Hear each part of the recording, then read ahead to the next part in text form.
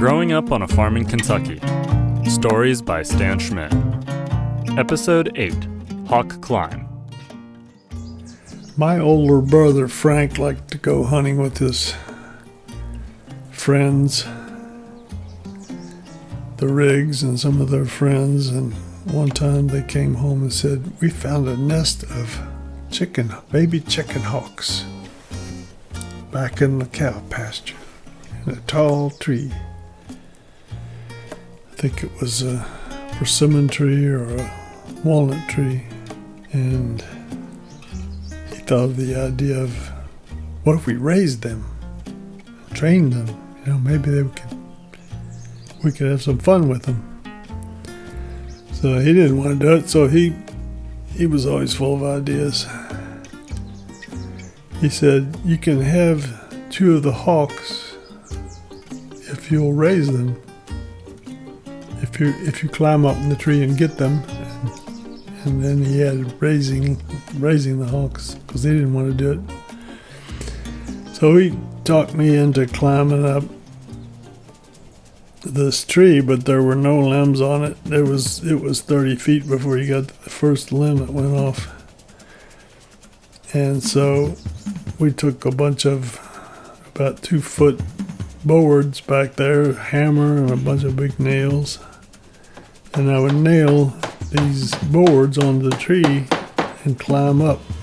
Except that when you're standing on the board, it would wiggle back and forth, up and down. And I'm like going higher and higher and higher because the hawk nest was way up there. And my brother was standing down there below with a shotgun in his hand. He says, "Don't worry, if the hawk attacks you, I'll shoot him." And I'm like, dang, he might hit me. I might fall out of this tree. What did I agree to this for? But I stuck to my agreement and just kept going up the tree. And I had this rope tied to my belt. And to that I had tied a burlap bag. So when I got up there, I put the baby hawks, there were 3 of them. Actually, there were 4 of them, but one was a runt. It was real small. There was something wrong with it. I put them in the burlap sack and lowered them down, and we took them home. I got back down without falling out of the tree. That was pretty scary.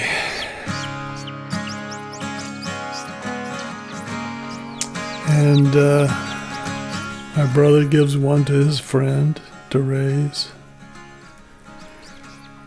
And I had 3 of them. One was real, I didn't think it would make it from the first time I saw it. And it didn't make it. And I started thinking, how are we going to feed these hawks? So I found a bottle that my mother used to use for medicines and had an eyedropper in it. And I filled it up with milk, and I would put it in the hawk's mouth when they opened their mouth and shoot the milk down their throat. That worked pretty good, and I thought, well, I'll catch some I'll dig some worms. And I started stuffing worms down their throats with my fingers and thumbs, and trying to get them down there, and then wash it down with some milk and maybe a little pieces of grain. And I kept doing that twice a day. I put them in a bushel basket with some straw in it.